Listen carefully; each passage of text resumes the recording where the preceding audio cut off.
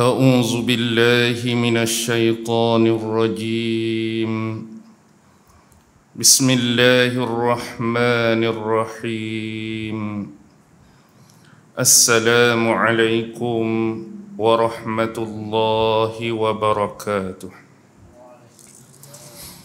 الحمد لله رب العالمين وبه نستعين على أمور الدنيا والدين والصلاة والسلام على أشرف الأنبياء والمرسلين وعلى آله وصحبه أجمعين سبحانك لا علم لنا إلا ما علمتنا إنك أنت العليم الحكيم قال رب اشرح لي صدري ويسر لي أمري واحلل عقدة من لساني يفقه قولي اللهم يسر ولا تعسر اللهم صل على سيدنا محمد وعلى آله وصحبه وسلم ولا حول ولا قوة إلا بالله العلي العظيم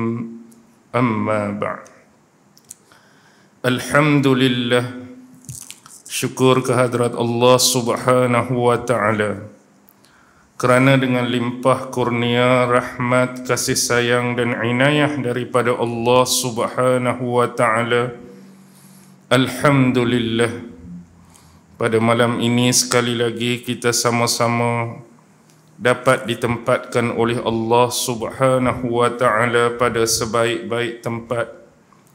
Mudahan juga di akhirat kelak juga kita akan ditempatkan pada sebaik-baik tempat bersama dengan utusan-utusan Allah, nabi-nabi, rasul-rasul, manusia-manusia yang saleh, yang beriman, yang bertakwa kepada Allah insya-Allah. Tuan-tuan, puan-puan, hadirin hadirat, muslimin muslimat yang dirahmati sekalian, marilah sama-sama kita mengambil sedikit masa dan peluang yang ada untuk sama-sama membaca, menghayati dan mentadabbur dua potong ayat yang difirmankan oleh Allah subhanahu wa ta'ala yang terkandung di dalam juzuk yang ke-17 merujuk surah yang ke-22, iaitu surah Al-Hajj, merujuk ayat 73 dan 74. Surah Al-Hajj 73, 74. Firman Allah subhanahu wa ta'ala, A'udzu billahi minasy syaithanir rajim. Ya ayyuhan nasu duriba mathalun fastami'u lahu إن الذين تدعون من دون الله لن يخلقوا ذبابا ولو اجتمعوا له وإن يسلبهم الذباب شيئا لا يستنقذوه منه ضعف الطالب والمطلوب ما قدر الله حق قدره إن الله لقوي عزيز. Surah Al-Hajj 73, 74. Firman Allah subhanahu wa ta'ala, Ya ayyuhan nas, wahai sekalian manusia. Ini adalah merupakan ayat yang mengandungi khitab daripada Allah subhanahu wa ta'ala kepada sekalian manusia, merujuk kepada kita semua selaku hamba-hambanya, iaitu Allah subhanahu wa ta'ala mengajak manusia ini supaya beriman kepadanya, dan seharusnya keimanan tersebut didasari ataupun dilatari oleh tauhid kepada Allah subhanahu wa ta'ala. Tuntutan daripada Allah kepada kita sebagai manusia, sebagai hamba-Nya bukan setakat beriman semata-mata, tetapi dasar keimanan tersebut mestilah mentauhidkan Allah Subhanahu wa ta'ala. Kalau sekadar iman semata-mata tanpa adanya asas tauhid ini, dia akan jadi sama macam akidah Nasrani. Bila ditanya tentang Tuhan atau Allah, mereka beriman atau tidak? Ya, kami beriman. Tetapi dalam masa yang sama, mereka mensyirikkan Allah melalui Trinity yang dipegang dan dipercayai oleh mereka. Ini bermaksud bahawa tidak ada unsur ketauhidan, yakni mengesakan Allah pada akidah mereka. Jadi Allah mengajak kita supaya beriman kepadanya, mentauhidkan kepadanya dengan cara dan jalan yang sebenar. Sebagai manusia, bagaimana kita nak mengambil atau mencari tahu jalan yang sebenar, cara yang sebenar, kaedah yang sebenar? Kita ni nak beriman kepada Allah, kita ni nak mentauhidkan Allah, tiada lain dan tiada bukan kecuali melalui perantaraan utusannya. Dan untuk zaman kita melalui perantaraan Nabi Muhammad sallallahu alaihi wasallam. Ikutlah cara Nabi Muhammad, itulah sebenar-benar petunjuk, itulah sebenar-benar jalan. Bagaimana cara dan kaedah yang sebenar kita nak beriman dan mentauhidkan Allah Subhanahu wa ta'ala. Duriba masalun fastami'u lah. Duriba masalun fastami'u lah. Duriba diterjemahkan dalam bahasa Melayu pada kebanyakan terjemahan dibawakan pada kamu. Wahai sekalian manusia, dipertunjukkan ataupun dipercontohkan kepada kamu masalun. Apa dia masalun? Satu perumpamaan. Fastami'ulah, maka dengarkanlah baik-baik akan perumpamaan tersebut. Ayat ini sebenarnya Allah nak menyoroti kita tentang perbincangan ataupun perbahasan soal apa?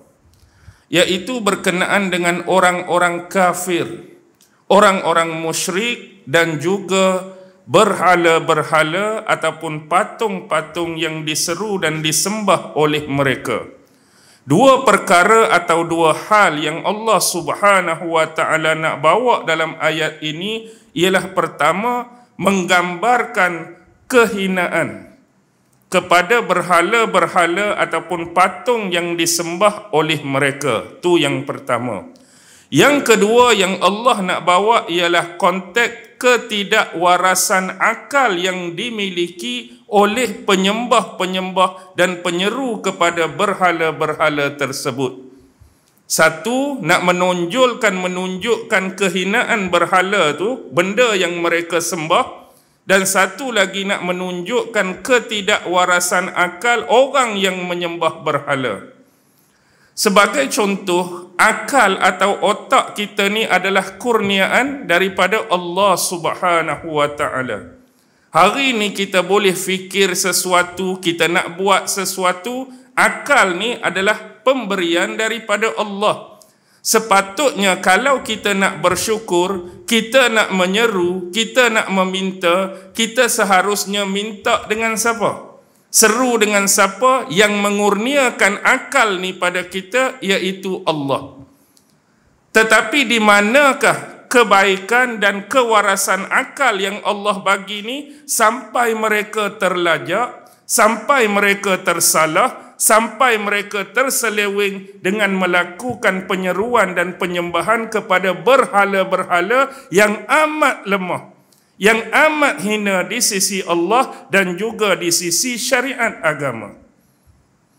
Jadi kalau kita perhatikan di sini, cantiknya seni bahasa dan balaghah yang dituturkan oleh Al-Quran, Allah guna kalimah duriba. Walaupun terjemahan dia dibawa pada kamu, ditunjuk pada kamu, dicontoh pada kamu, masalun satu perumpamaan. Kalimah duriba, daraba yang sebenar dalam bahasa Arab ialah pukul, hentam, hentak.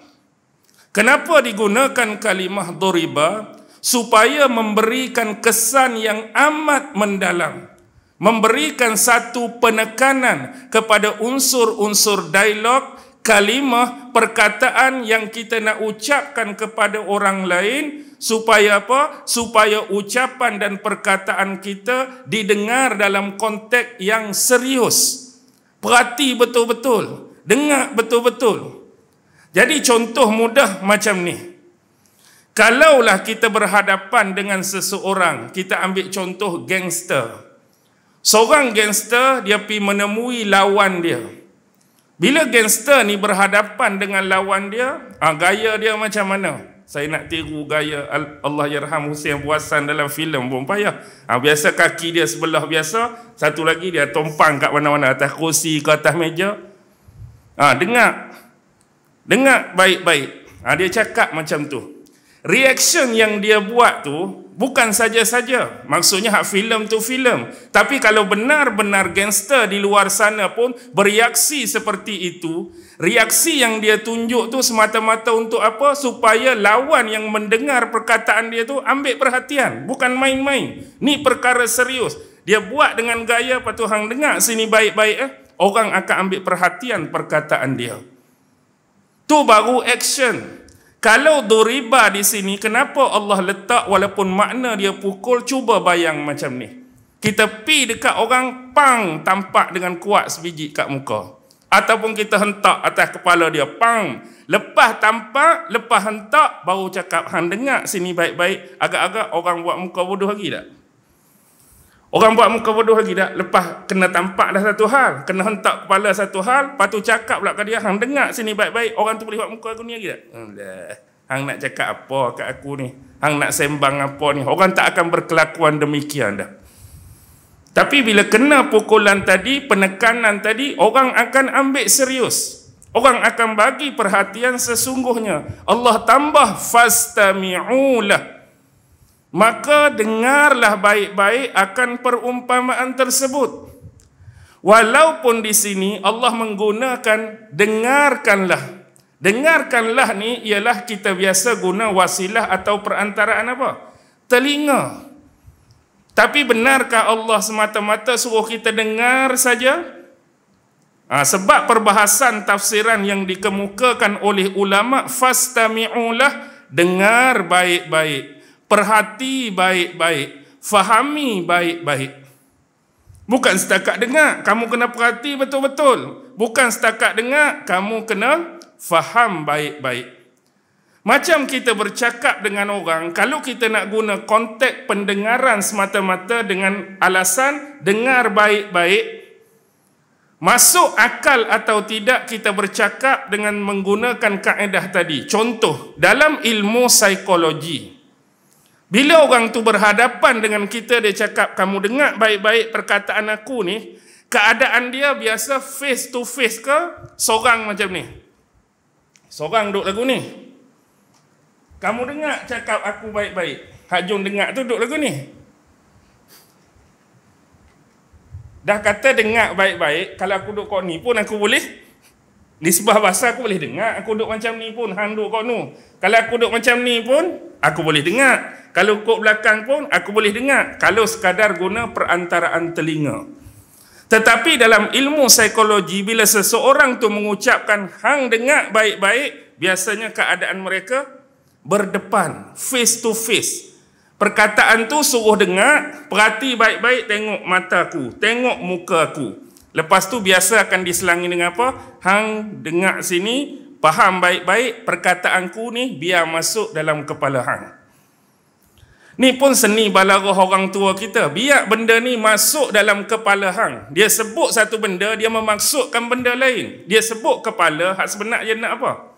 Hak dalam kepala tu bukan masuk dalam kepala. Hak aku cakap ni biar masuk dalam otak dan akal hang. Tapi dia tak guna kalimah otak, dia tak guna kalimah akal, biar masuk dalam kepala. Ini pun seni balaghah, merujuk kepada satu benda, memaksudkan benda yang lain. Jadi kita kena perhati betul-betul lah, dengar betul-betul. Jadi apa dia perumpamaan yang Allah nak bagi? Innal ladzina tad'una min dunillah, dan sesungguhnya segala apa yang kamu serukan, segala apa yang kamu sembah selain daripada Allah. Apa saja hak kamu sembah, apa saja hak kamu seru selain daripada Allah, lan yakhluqu zubaba. Sesekali mereka ini tidak akan mampu untuk mencipta walaupun cuma seekor lalat. Semalam dekat Masjid Sungai Tiram kita berbicara mengenai kaldai. Kaldai semalam. Malam ni Allah guna satu lagi perumpamaan binatang juga. Nama dia zubab, dalam bahasa Melayu lalat. Allah nak bagi tahu apa saja yang kamu sembah tu selain daripada Allah, sesekali, sama sekali Allah guna kalimah lan tu. Semalam saya dah sebut perbezaan antara lan dengan nun dengan lam dengan mim. Kalau lan dengan nun tu selama-lamanya, abadan abadan. Seorang tu kalau untuk penciptaan tak akan mampu nak buat. Walaupun cuma seekor lalat. Walau ijtama'ulah. Dan sehinggakan kalaulah berhala-berhala tadi, kalau kita umpamakan mereka ni bersatu di antara segala berhala yang ada. Mereka ni berpakat segala berhala yang ada. Mereka ni berhimpun kepada segala berhala yang ada. Dengan kata lain, kalau seorang berhala tu tak mampu nak buat seekor lalat, tak apalah. Kamu buat meeting, kamu buat mesyuarat, pakat-pakat geng berhala, cipta satu ekor lalat. Boleh ke tak? Tetap tidak mampu untuk menciptakan walaupun seekor lalat. Baik. Yang ditafsirkan oleh para ulama, innal ladzina tad'una min dunillah, apa saja yang kamu seru dan apa saja yang kamu sembah selain Allah. Kekhususannya dalam konteks ayat ialah merujuk kepada berhala ataupun patung-patung. Tetapi berhala itu tidak semestinya sekadar patung-patung ataupun berhala-berhala sembahan. Konteks seruan, konteks penyembahan kepada sesuatu selain Allah adalah lebih besar dan lebih luas.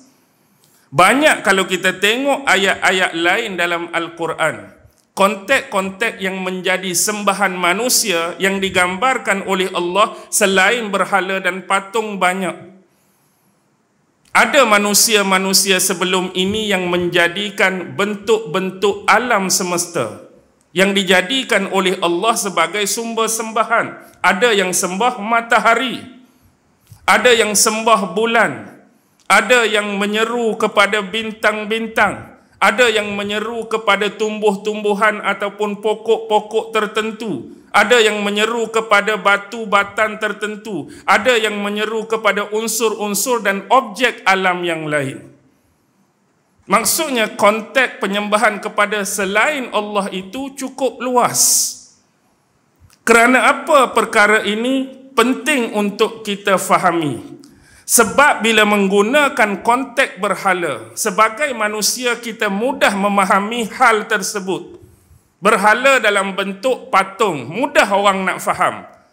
Tapi bagi pengamal-pengamal syirik, mungkin ini adalah satu advantage untuk mereka. Peluang untuk mereka menafikan hal-hal yang mereka juga melakukan kesyirikan.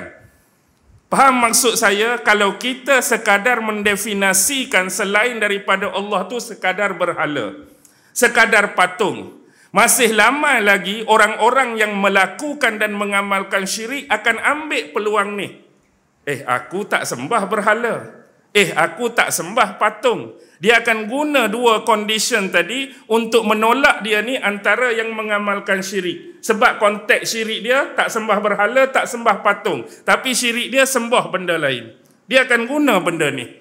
Jadi benda ni kita kena faham dalam konteks yang lebih luas. Kalau kita dalam bab akidah, perbahasan mengenai topik syirik pun begitu besar, begitu panjang, begitu luas setiap perincian-perincian tentang syirik ni. Ada syirik yang besar, ada syirik yang kecil, ada syirik yang jelas dan nyata, ada syirik yang tersembunyi, macam-macam jenis dan ragam syirik tu. Jadi persoalan di sini ialah Allah menggunakan lalat. Boleh atau tidak kalau Allah nak guna binatang lain? Boleh pun, tak ada masalah. Kerana semua adalah makhluk Allah. Tapi apa signifikan digunakan lalat? Kerana bagi kita manusia, lalat ini ialah seekor binatang yang kecil. Binatang yang hina. Tempat lalat biasa ni tempat bau wangi-wangian ke tempat-tempat sampah dan kotor. Lalat ni biasa disinonimkan dengan tempat-tempat yang kurang elok, sampah, bau tak enak, bau tak sedap, kecil lagi, hina lagi. Di sini Allah bagi perumpamaan nak cakap walaupun lalat tu kecil, lalat tu hina, lalat tu duduk tempat yang busuk, tapi sekecil-kecil dan sehina lalat pun kalau suruh berhala hak kamu sembah, hak kamu seru buat pun tak mampu nak buat. Tak boleh nak buat. Gagah macam mana tara pun tak boleh nak buat. Apatah lagi Allah cabar dalam bentuk sindiran, sinis kat mereka. Kalaulah sekok berhala kamu tak mampu nak buat, biar mereka bergabung pun tak apalah, pakat sama-sama mereka. Ambil berhala kat sini sekok, berhala kat sini sekok, berhala kat sini sekok, bergabunglah. Bahkan kalau semua berhala atas muka bumi nak bergabung pun, don't worry, tak ada masalah. Janji mampu buat seekor lalat. Agak-agak mampu tak? Tak akan mampu. Tu hak kaku, hak jamat. Jamat ni maksud benda-benda yang kaku. Kalau suruh kita hak hidup, hak ada kecerdikan, hak ada kepandaian, hak ada kebolehan, hak ada kecerdasan ni, suruh buat seekor lalat, mampu ke tak mampu? Tak mampu. Walaupun konteks yang sama, kita menghimpunkan semua saintis kita. Kita menghimpunkan semua akademik kita. Kita menghimpunkan semua orang-orang yang cerdik. Berhimpun ni kita nak buat apa ni? Kita nak buat lalat sekok ya. Mampu ke tak mampu? Tetap juga tidak mampu, tuan-tuan. Yang mampu dibuat hari ni apa? Oleh geng-geng tentera negara-negara tertentu. Mereka boleh juga buat lalat. Lah ni banyak dah buat robot kecil.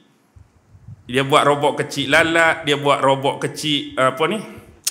Orang Kelantan dia bagi tuyuk tu, pepatung. Dia buat pepatung, dia buat robot kecil nyamuk. Itu bukan untuk apa? Mereka gunakan robot-robot kecil ni, mereka bubuh kamera dalam tu. Tujuan dia dalam militeri ketenteraan ni untuk tujuan pemantauan kawasan tertentu.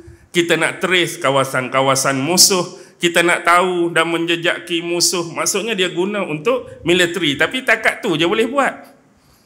Mungkin habis bateri, kong bateri, jatuh jugalah. Tapi keupayaan dia nak cari macam lalat ciptaan Allah memang tak akan mampu.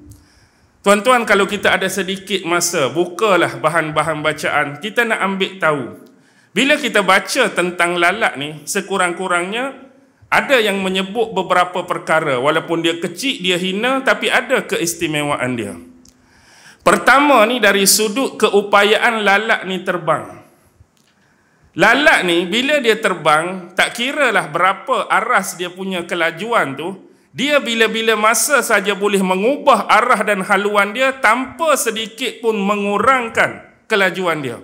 Maksudnya dia lari, dia terbang tu dengan kelajuan tertentu. Kalau dia nak ubah arah secara sekejap saja, dia kata nak pergi kok ni, nak pergi kok ni, nak pergi kok ni, nak pergi kok ni, tanpa sedikit pun mengurangkan aras kelajuan dia.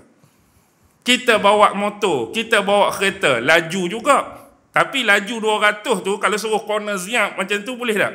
Tak boleh. 200 sampai time corner depan airport tu, 20 juga nak corner. 20, barulah tekan 200 balik. Dia tak mampu nak ziup terus. Ada juga binatang lain mungkin boleh buat ubah terus. Tapi mungkin keupayaan aras kelajuan mereka menjadi sedikit rendah. Berbeza dengan lalat, dia boleh tukar arah tu. Sak ke atas, sak ke bawah, sak ke tepi tanpa mengurangkan aras kelajuan dia. Itu keistimewaan lalat satu. Yang kedua, lalat ni dia hebat apa? Pada mata dia. Bila ahli-ahli sains kaji pada kanta pada mata lalat ni, kita nampak hak asasnya macam ada 2 tombol, 2. Tapi dalam tu, sesetengah lalat, dalam mata dia mampu mencapai 5,000 lensa hak kecil-kecil. Diagram dia bentuk 6 segi. Maksudnya dalam hak besar 2 biji ni, kalau sesetengah lalat tak semua sama. Setengah-setengah lalat ada 5,000 lensa-lensa kecil. Yang mana sifat lensa ni, bila mereka suluh tu, mereka boleh nampak sesuatu dengan lebih besar dan jelas. Walaupun dia tu kecil. Lalat tu sendiri kecil dah, tuan-tuan bayang. Hak dua tompok tu pun dah kecil. Bayangkan dalam hak kecil tu ada 5,000 lensa hak kecil. Tapi walaupun kecil, keupayaan dia melihat tu lagi terang, lagi jelas, lagi besar. Allah bagi pada dia.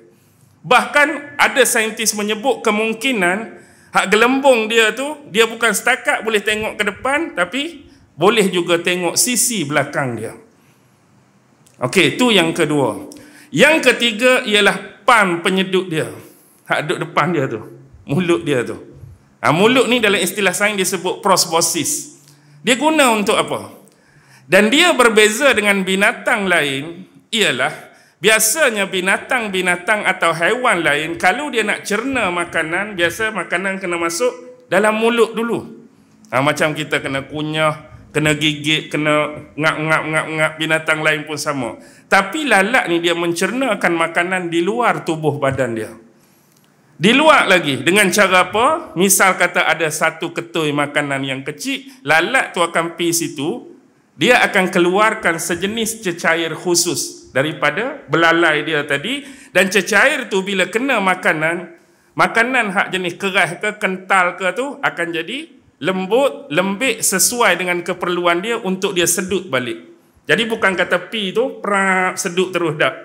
Dia pi, dia tengok condition benda tu keras ke lembut ke macam mana, dia pun akan tumpahkan cecair tersebut. Cecair itu akan jadi lembik, akan sesuai ikut pemakanan dia. Nanti dia akan sedut pelan-pelan.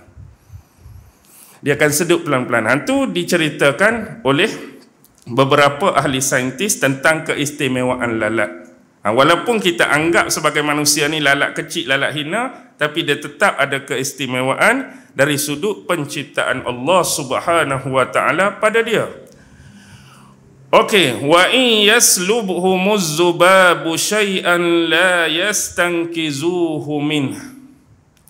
Dan kalau sekiranya lalat tersebut merampas sesuatu daripada mereka.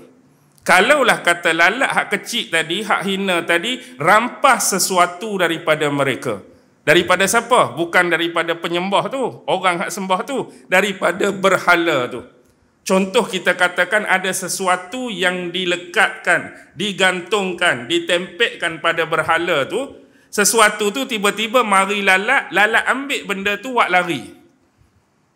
La yastankizuhu min. Nescaya mereka tidak akan mampu untuk merebut kembali apa yang telah diambil atau dirampas oleh lalat tu.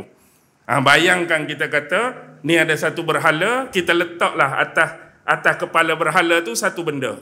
Mari lalat terbang, lalat tu ambil benda tu buat lari.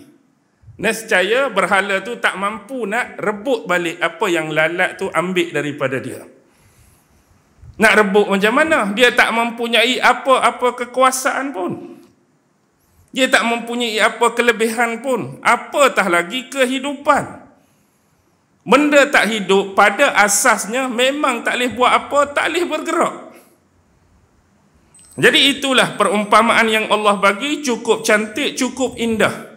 Tujuan dia apa? Nak sindir kepada penyembah-penyembah berhala dan berhala yang menjadi sembahan mereka. Dha'ufat talibu wal matlub. Maka amat lemahlah yang menyembah dan juga amat lemahlah yang disembah. Hak penyembah tu, orang hak sembah tu pun lemah di sisi Allah, dan berhala-berhala yang disembah tu pun juga lagi-lagilah lemah di sisi Allah Subhanahu wa taala. Baik, kita tengok sedikit cabaran daripada Allah Subhanahu wa taala berkaitan dengan hadis Rasulullah sallallahu alaihi wasallam berkaitan lalat. Di dalam tafsir Ibnu Katsir, Imam Ibnu Katsir ada mengenengahkan dua hadis perbicaraan melalui ayat ini. Yang pertama adalah melalui Al-Imam Ahmad bin Hanbal. Siapa dia Imam Ahmad? Pendiri dan pengasas kepada mazhab Hambali, mazhab 4 yang kita pegang tu. Jadi Imam Ahmad mengatakan, telah menceritakan kepada kami Aswad bin Amir, telah menceritakan kepada kami Syarik, daripada siapa? Daripada Umarah bin Al-Qa'qa'. Daripada Umarah bin Al-Qa'qa', dia ambil periwayatan tu daripada Abu Zur'ah. Abu Zur'ah daripada Abu Hurairah secara marfu'. Secara marfu'. Apa kata Nabi Muhammad sallallahu alaihi wasallam? Siapakah yang lebih zalim dari seseorang yang menciptakan sesuatu sama seperti ciptaanku? Siapakah yang lebih zalim dari seseorang yang menciptakan sesuatu sama seperti ciptaanku? Maka hendaklah dia menciptakan sesuatu sama seperti ciptaanku. Dia sebut 3. Pertama ialah zarrah, yang kedua zubabah, yang ketiga habbah.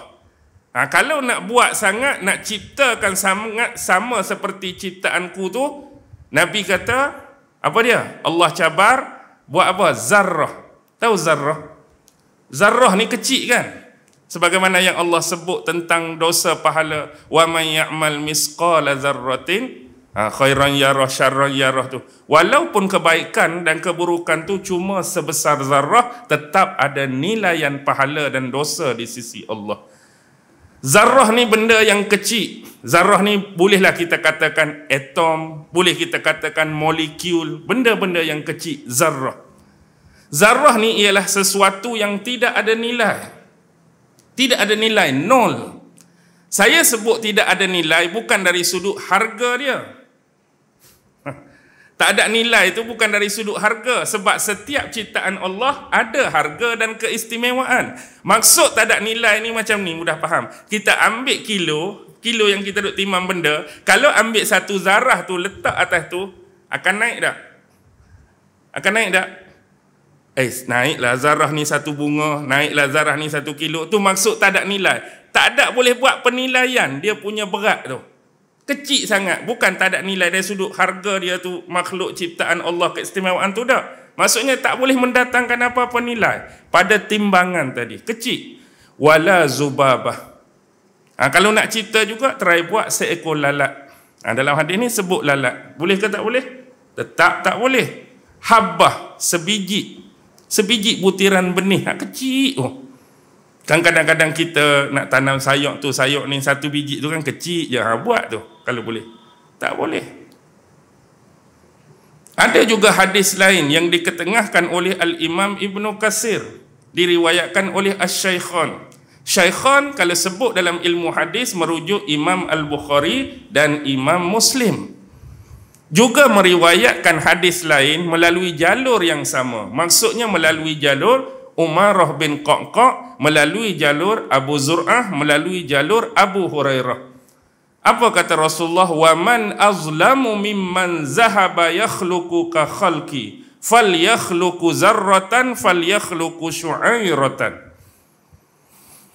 Siapakah yang terlebih zalim dari seseorang yang menciptakan sesuatu sama seperti ciptaanku? Kalau dia nak cipta sangat, falyakhluqu zarratan. Sama macam tadi, hendaklah dia menciptakan 1 zarah. Tapi hak ni sedikit berbeza dia punya matan, falyakhluqu syu'airatan. Kalau syair ni biji gandum, tapi bila dia mari dengan wazan tasghir ni, syu'airatan, biji gandum hak paling kecil. Cuba kamu buat. Boleh ke tak? Bukan kata biji gandum, biji apa sekalipun kita tak boleh buat. Tak boleh buat. Itu antara hadis-hadis yang diketengahkan dalam tafsir Ibnu Katsir, persoalan ataupun berkaitan dengan lalat. Baik, wa in yaslubuhumuz zubabu syai'an la yastankizuhu min. Allah bagi gambaran kalau lalat tu ambil sesuatu tadi, pastilah berhala-berhala tu tak mampu nak merebut balik. Kalau kita tengok perbuatan merebut ni satu perbuatan yang besar. Orang ambil daripada kita, kita nak rampah balik. Bila kita nak rebut balik, kita nak rampas balik, tu satu perbuatan yang kita kata besar. Untuk sudut berhala, untuk dia angkat tangan bagi bergerak sikit macam tu pun mampu ke tak mampu? Nak buat pergerakan macam ni pun tak boleh. Nak angkat macam ni pun tak boleh. Kalau 3 kontak tadi, perap tak boleh, perap tak boleh, perap tak boleh, apatah lagi kalau nak suruh dia rebut dan rampas balik. Rebut dan rampas balik hak lalat ni, kena duduk diam situ ke kena hambat dia? Lalat ni bukan kata orang biasa-biasa, bukan kata orang tu rampas duduk congok depan tu. Lalat, dia ambil dia terbang, dia ambil dia pi. Ni angkat tangan pun tak boleh, hang nak kejar, apatah lagi, memang tak boleh. Bahkan kalau lalat tu tak lari sekalipun, lalat tu terbang pap atas hidung berhala, dia boleh buat apa? Dia boleh buat apa? Tak boleh. Bahkan kalau dia nak tiup sekalipun, lalat ni boleh tak berhala? Hak lain aku memang tak boleh bergerak sebagai berhala, tapi aku tiup lalat boleh. Boleh ke tak boleh? Tetap tak boleh.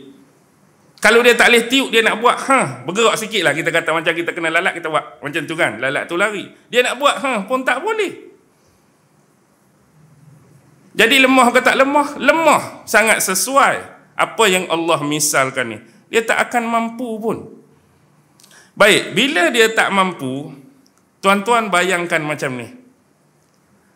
Waras tak waras akal orang yang sembah berhala. Antara huraian lain oleh ulama-ulama ialah, cuba bayang macam ni. Untuk diri penyembah dan penyeru berhala tu sendiri, kalau mereka tengah makan, mari lalat, apa tindakan mereka? Apa tindakan mereka? Sekurang-kurangnya dengan keupayaan dan kekuatan yang Allah bagi, bolehlah syuh. Boleh hambat, boleh reka alat tu, alat ni. Mereka boleh halau. Sedangkan mereka ni adalah penyeru dan penyembah. Pada anggapan mereka, mereka ni lebih lemah, mereka ni lebih kurang daripada apa yang mereka sembah. Mereka anggap hak mereka sembah tu lagi power, lagi berkuasa. Tu pun pada penyembah ni mampu lagi kalau lalat mari nak buat syuh. Tiba-tiba benda yang kamu anggap power, berkuasa tu, bila mari lalat, tak boleh nak buat apa? Bodoh ke tak bodoh? Tengok, cantiknya ulama bagi. Kamu hak kurang-kurang bodoh pada sembahan berhala tu, boleh juga hambat, boleh juga bergerak. Ni berhala hak kamu sembah tu, tak boleh buat apa. Cuba fikir. Bodohnya aku ni duk sembah dia. Okey, cantik yang ulama bagi tu. Dha'ufal talibu wal matlub.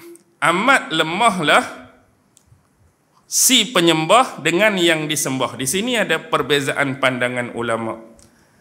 Imam Ibn Katsir bawa 2 pandangan. Pertama, apa yang disebutkan oleh Abdullah Ibn Abbas, pupu Rasulullah sallallahu alaihi wasallam. Baik, Abdullah Ibn Abbas kata at-talib tu merujuk kepada berhala.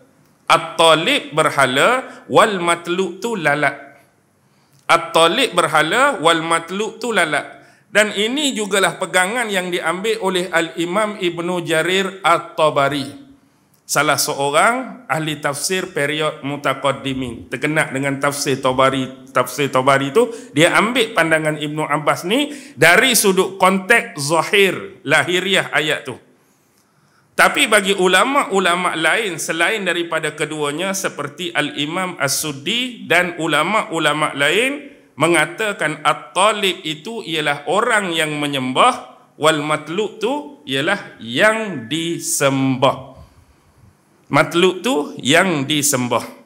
Okey. Kalaulah kita nak guna konteks terjemahan penyembah dan disembah, mana lebih cantik, guna at-talib wal matlub ke guna al-abid wal ma'bud? Kalau ikut nilai di sisi bahasa Arab, al-abid ni pengabdi, abid pengabdi, al-abid penyembah, al-ma'bud yang disembah. Kalau kita nak ambil konteks penyembah dan menyembah, tapi di sini cantiknya bahasa Arab Allah guna talib wal matlub. Walaupun terjemahan dia menyembah dan disembah. Apa maksud talib? Talibun, kita belajar sekolah Arab. Talib apa? Pelajar kan? Talib tu pelajar. Tapi talib dalam bahasa Arab bermaksud penuntut. Penuntut. Tolib tu penuntut ataupun peminta. Tengok, inilah seni balaghah Arab. Kenapa Allah guna tolib, penuntut dan peminta? Nak membayangkan di sini kelemahan kita sebagai manusia, makhluk ciptaan Allah. Allah tahu dah, dia buat kita dengan segala sifat kelemahan, dengan segala sifat kekurangan. Bila seseorang hamba atau manusia ada dua sifat ni, maka dia akan menuntut dan meminta sesuatu daripada yang lebih agung pada dia. Faham tak? Allah buat kita ni, aku ni lemah, aku ni kurang. Bila aku lemah, aku kurang, aku kena minta kepada sesuatu yang lebih besar, yang lebih agung, yang lebih tinggi, yang lebih mulia.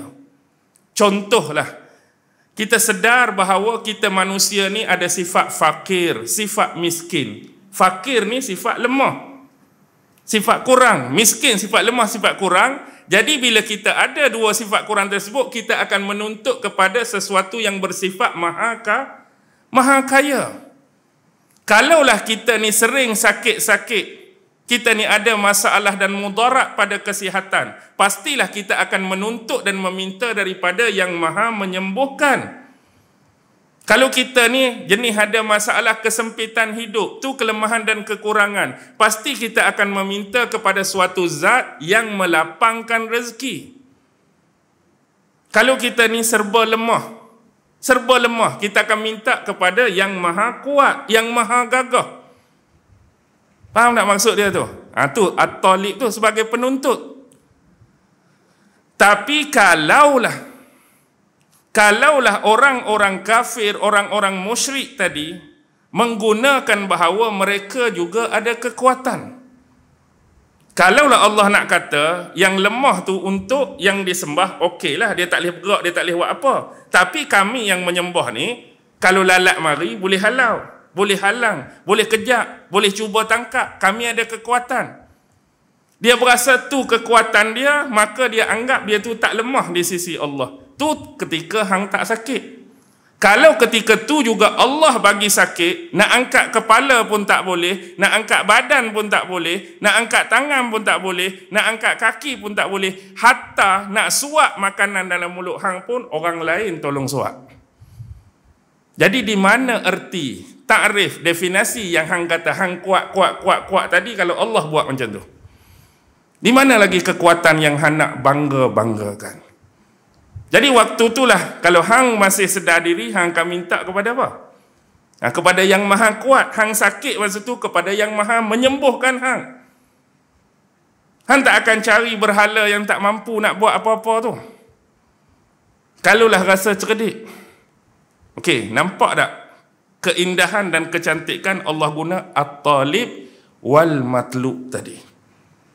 Untuk sedar diri, kita ni lemah, kita kurang, sentiasa menuntut dan memerlukan sesuatu daripada pencipta kita, Allah Subhanahu wa ta'ala. Sebab apa dia bercakap macam tu tadi, hak time waktu dia tak sakit? Ma qadarullaha haqqa qadrih. Sesungguhnya mereka tidak mengenal Allah dengan sebenar-benar pengenalan. Mereka tak tahu pasal Allah dengan sebenar-benar pengetahuan.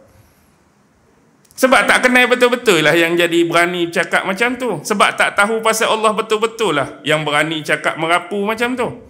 Sebab itulah dalam agama kita, dalam syariat kita, benda pertama yang kita kena belajar ialah apa? Asas akidah ni fardu ain. Kenal pencipta kita, kenal Tuhan kita, Allah Subhanahu wa ta'ala. Sebab tu Allah nak tarik beriman dan mentauhidkan dia. Berapa puluh ayat-ayat dalam Quran menceritakan tentang keimanan kepada Allah. Cerita tentang tauhid kepada Allah. Allah cuba memperkenalkan diri dia kepada hamba dia.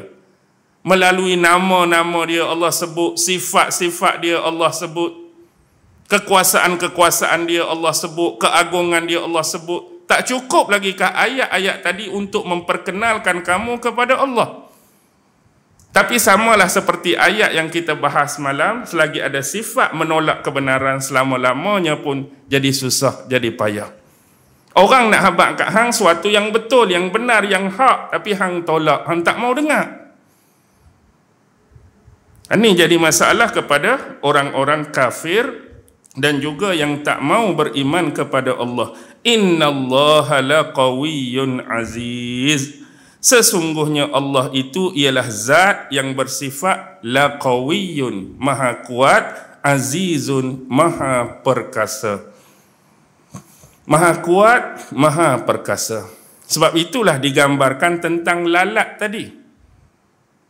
Kalau Allah kata gajah, sekali gajah rembak saja berhala tu tersungkur terus, hancur dipijak-pijak. Kalau mari gajah, dan dia mungkin boleh kata padan lah sebab gajah, bukan kata berhala. Kami orang ni pun hancur kalau gajah. Anda kalau macam tu, lalat je. Mari duduk atas hidung hang ke, mari duduk atas bahu hang ke, mari rampas sesuatu pun, tetap berhala-berhala tu tak boleh buat apa. Lagilah menunjukkan berhala-berhala itu amat lemah sama sekali.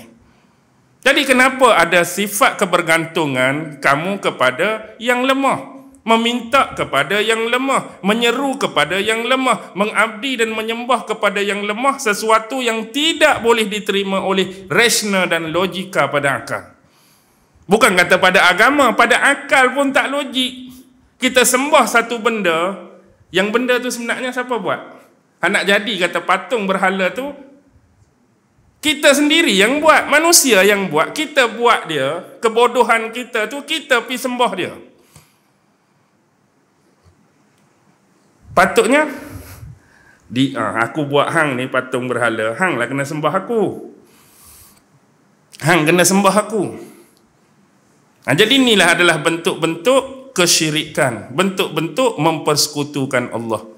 Dalam Quran ada lagi syirik bentuk lain, macam Fir'aun. Dia mengaku diri dia sebagai Tuhan. Ini adalah bentuk kesyirikan yang besar. Satu lagi ramai yang terlupa, Fir'aun mengaku Tuhan. Ini lebih ramai daripada Fir'aun. Kategori yang kedua ni, bukan mengaku Tuhan, tapi berlagak macam Tuhan. Siapa yang banyak berlagak macam Tuhan? Pemimpin-pemimpin yang zalim dan kejam tertentu, diktator-diktator tertentu, pemeras-pemeras ugut tertentu. Mereka tak mengaku diri mereka Tuhan, tapi perbuatan, gaya dan lagak mereka macam nak jadi Tuhan. Arah orang buat tu, arah orang buat ni, suruh orang buat tu, suruh orang buat ni. Seolah-olah setiap arahan, perintah dan apa yang keluar daripada dia tak boleh dibantah. Wajib buat, kena buat. Jangan ada sifat berlagak sama seperti Tuhan. Hak kata mengaku Tuhan tu, lagilah jangan hak tu. Baik, yang terakhir. Yang terakhir, saya nak bawa ayat ni. Saya terbaca satu kitab. Kitab ni lama dah, bawa balik daripada Al-Azhar dulu. Kitab ni adalah satu kitab karangan Asy-Syahid Sayyid Qutb. Kenapa dia digelar Asy-Syahid Sayyid Qutb? Sebab dia mati syahid di tali gantung. Dia dihukum oleh kerajaan Mesir. Dia juga adalah seorang tokoh yang mengarang antara tafsir yang hebat dan baik.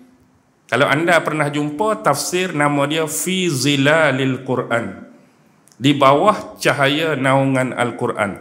Tafsir Fi Zilalil Al-Quran. Sebab dia orang sastrawan. Jadi bahasa orang sastrawan ni, kita kata bahasa yang tinggi-tinggi. Jadi mungkin ada setengah orang bila baca tu dia tak akan mampu nak capai maksud dan makna yang dikehendaki. Bukan kata hak tinggi ni, kita hak bahasa rendah ulama guna pun kadang-kadang pening nak faham istilah-istilah dan term-term yang dia guna. Jadi dia ada karang satu buku bertajuk Taswirul Fanni fil Quran. Buku ni khusus digunakan sebagai bahan bantu untuk memahami kitab tafsir dia tu. Apa makna tafsir? Apa makna taswir al-fanni fil Quran? Taswir, gambaran. Fanni ni kreativiti dan seni dalam ayat-ayat Quran. Dia orang sastra. Jadi antara perbahasan dalam bab-bab tertentu ialah karakteristik kreativiti dan seni dalam ayat tertentu, dan kebetulan dalam buku tu dia mengenengahkan ayat ni. Dia sebut itu secara umum antara manhaj dan metod untuk kita faham Al-Quran ni, dia ada macam mukjizat lah. Kalau kita sebut mukjizat, ada mukjizat maknawi, ada mukjizat hissi. Contoh mukjizat maknawi ni macam Al-Quran. Kita kata benda yang boleh difahami bukan dengan panca indera. Kita boleh hadam dan faham dengan akal, dengan jiwa, dengan perasaan, dengan hati. Itu maknawi. Kalau hissi ni ialah mukjizat-mukjizat yang Nabi tunjuk tu kita boleh tengok. Contoh belah bulan, keluar air kok jari, bercakap dengan pokok ke, bercakap dengan binatang. Tapi antara dua mukjizat ni, dia ada yang kekal dan ada yang sudah berlalu bersama dengan kewafatan Nabi. Hak kekal apa? Mukjizat maknawi. Quran tu kekal. Tapi hak mukjizat hissi tu dah Nabi wafat, boleh tengok lagi tak Nabi nak belah bulan? Tak ada lah sebab Nabi dah wafat. Itu berlalu mukjizat-mukjizat yang macam tu bersama kewafatan Nabi tak akan berulang dah. Kita rasa nak tengoklah Isra' Mi'raj kali kedua, boleh lagi tak? Tak akan mampu dah. Tapi Quran kekal. Begitu juga cara nak memahami Al-Quran, ulama' mengenengahkan manhaj dan metod hissi maknawi. Contoh ayat ni adalah hissi yang murni dan tuling. Senang untuk difahami dan dicerna oleh akal dan dibawa pada hati. Betul? Kita tengok gambaran tadi, kita boleh faham. Kita boleh faham ajakan daripada Allah supaya beriman, guna hati, guna akal kan. Mentauhidkan dia. Allah bagi perumpamaan orang-orang musyrikin, orang-orang kafir yang sembah berhala ni, wak mari cipta lalat, tak mampu nak cipta apa semua. Tapi dia mengajak dalam tulisan dia tadi supaya kita menggunakan manhaj ataupun metod yang kedua. Bukan tinggal hak pertama. Hak pertama kita guna, kita tambahkan, gabungkan dengan metod yang kedua, iaitu metod hissi. Metod hissi bermaksud benda tu ditonjolkan dalam bentuk personifikasi. Dah kalau panca indera, kita kena guna mata, kita guna telinga, kita kena guna mulut, kita kena ni. Jadi ni ayat Quran. Faham betul-betul apa yang dimaksudkan macam ni. Di samping kita memahami dengan akal, hati dan perasaan, ini adalah manhaj ungkapan taswir, ungkapan gambaran yang Allah bagi. Banyak gambaran dalam Al-Quran dia sebut, Allah sebut adegan-adegan alam, kisah-kisah umat lampau dan terdahulu, gambaran akhirat, gambaran azab, gambaran nikmat, gambaran. Dia suruh bawa benda ni, akal kita mengimajinasikan benda tersebut sebagai pengukuhan atas kefahaman ayat yang kita baca. Okey, kita boleh hadam dah kan? Apa yang saya cerita tadi pada akal tuan-tuan, pada hati tuan-tuan, jiwa dan perasaan. Yang dia nak bawa taswir tadi, cuba tuan-tuan imajinasikan benda tu. Lagi cantik ke? Lagi kemas, lagi cantik. Analogi yang saya boleh bawa sama seperti skrin TV. Skrin TV ni bukan setakat skrin, belakang dia tu ada wire. Wire ni kena buat apa? Wire tu kena cucuk pada dinding kita. Pak cucuk dinding, analogi dia ayat-ayat Al-Quran tadi akan berfungsi. Arus elektrik. Bayangkan ayat Quran tu, bila pak masuk pada skrin, dia akan keluar apa? Dia akan keluar gambaran dalam skrin tu.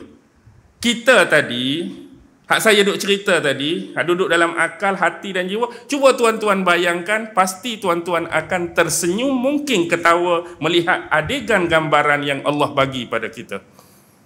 Duduk saja duk baca ayat tadi, buat satu layar, buat satu skrin, seolah-olah duduk depan kita, keadaan berhala dan mereka yang sembah berhala. Kita bayangkan pada satu rumah ibadat, kuil tertentu ke, kita bayangkan ada 2-3 patung. Kita gambarkan ada 2-3 patung. Mari orang letak makanan. Mari orang sangkut tu. Mari orang bagi tu. Mari orang hadiah tu. Tiba-tiba mari seekor lalat. Kita sendirilah gambar kan ni. Pak duduk atas hidung. Tak boleh duk buat apa kawan tu. Duk kaku situ. Nak bergerak tak boleh. Nak bergerak ni. Nak ni. Tiba-tiba dia ambil sesuatu daripada tu. Lalat tu terbang. Kawan tu pun tetap tak boleh nak buat apa-apa. Kalau kita boleh gambarkan demikian, orang yang ada perasaan mendalam, gambaran tadi akan buat dia apa? Jadi nak ketawa kan? Allah bodohnya depa ni. Tersenyum sendirian kita. Lagi kuat tak pemahaman kita? Lagi teguh tak pendirian hati kita? Memang. Itulah gabungan antara manhaj maknawi, pemahaman guna akal dan hati, campur pula dengan ungkapan taswir. Kita gambarkan benda tu. Tak kira lah untuk kes ni gambar macam tu. Kalau gambaran lain, kita gambarkan macam lain. Sebab inilah salah satu kekuatan bagaimana kita nak membentuk hafalan kita. Orang yang ada jenis berfikiran imaging dan screen ni, memang ingatan dia akan kuat, tuan-tuan. Contoh bayang macam ni lah. Contoh kita nak cerita pasal salah satu peperangan Nabi. Kalau kita dah ada image, kita dah ada screen. Kita bayangkan satu medan. Ni medan Badar.